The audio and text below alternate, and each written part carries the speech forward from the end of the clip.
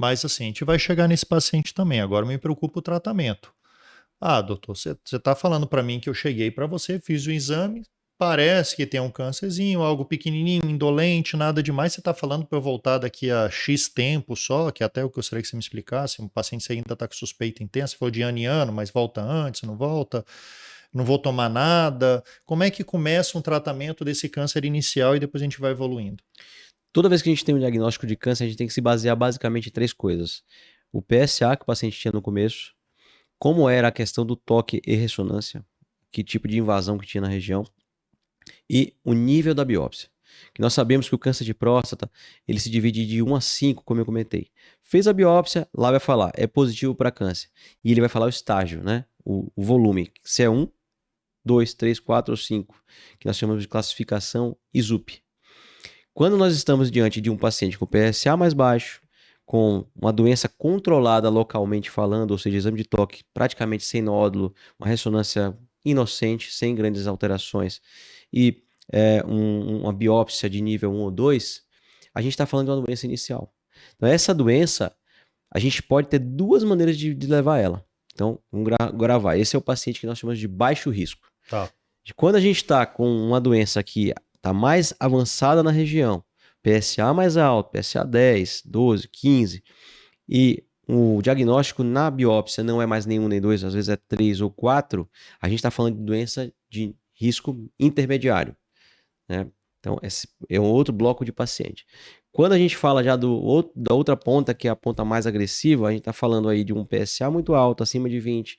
A gente está falando de um toque com bastante alteração, ressonância com invasões locais ali na região e um nível de ISUP na biópsia, especialmente 4 ou 5, né?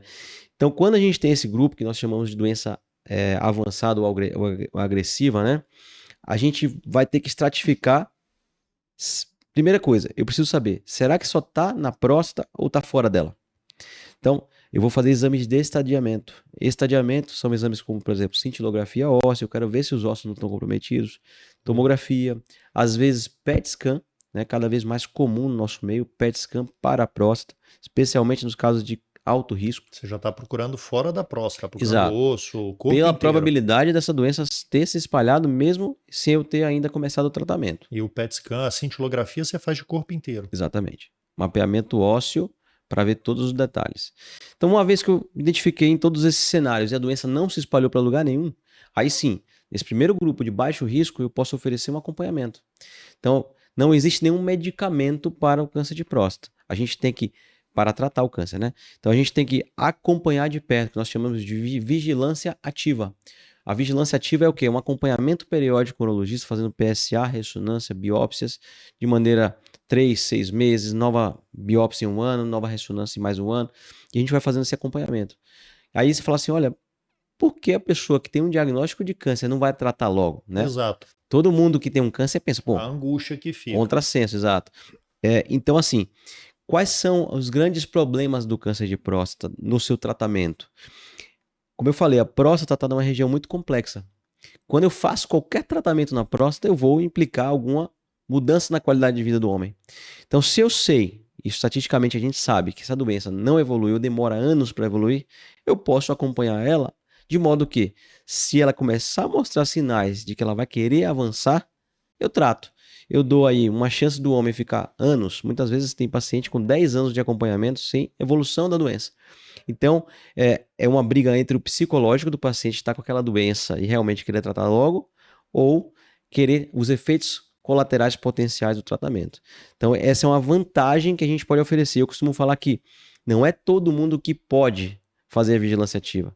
Então, às vezes o paciente pode e escolhe não fazer. Tudo bem. Mas já o outro grupo do meio e o outro grupo do alto risco, esses não podem escolher essa forma de tratamento, de acompanhamento. Tem que ir direto para um tratamento mais agressivo. Exatamente. Na outra ponta, quando eu tenho um paciente que é bem agressivo, diagnostiquei e aí eu vi que tem metástase, esse é o paciente que não vai ter nenhum benefício do tratamento da próstata em si, porque a gente já sabe, a doença está com sementes em várias partes.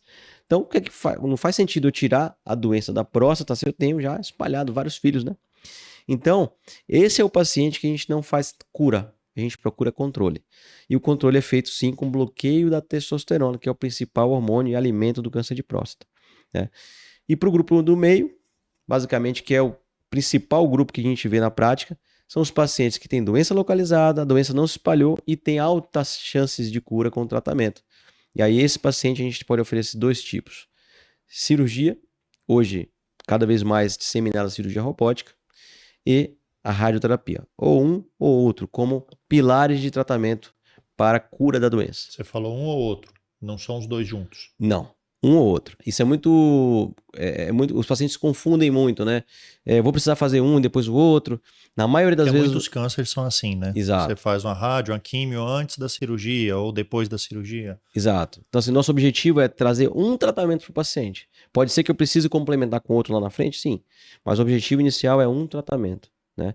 E outro detalhe que você acabou de comentar: para a doença avançada, a gente não usa quimioterapia no câncer de próstata. Câncer de próstata, a gente só vai falar de quimioterapia já no estágio muito mais avançado, quando eu já não respondo a medicamentos iniciais. Aí talvez entre a quimioterapia. Então, de modo geral, tratamento do câncer de próstata para cura é um dos, ou cirurgia ou radioterapia e acompanhamento. Tá, antes de entrar nos tratamentos cirúrgicos que me interessam, então eu já posso falar para o meu paciente que o urologista, obviamente, competente, um cara que entende da área como você, falar, fica tranquilo que a gente vai acompanhar para ficar tranquilo, é boa notícia. Exatamente. Boa notícia. Então fiquem tranquilos. Se o médico falou isso, lógico, tá na dúvida, pede opinião para outro médico, não tem problema. Sem dúvida. Não é só o nosso YouTube aqui, não é só, né, as redes sociais do Dr. Paulo, tem muita informação também para vocês irem atrás, mas não é só isso. Tem que ter avaliação do especialista, porque é muito meticuloso, é muito detalhezinho, né? Exato. A medicina, a balança da medicina às vezes está pendendo um pouquinho para o lado. Você falou, calma, vamos operar, não vamos. Então isso é bem curioso. E um detalhe importante: a maioria dos pacientes que desistem do acompanhamento é pelo efeito psicológico. Então, o efeito psicológico é um dos motivos e o segundo é a evolução da doença. Então, tudo bem, se você mudou de ideia, né? Pode ser que você tenha certeza que você quer fazer o acompanhamento agora, mas daqui a 3 meses você decida operar. Tudo certo.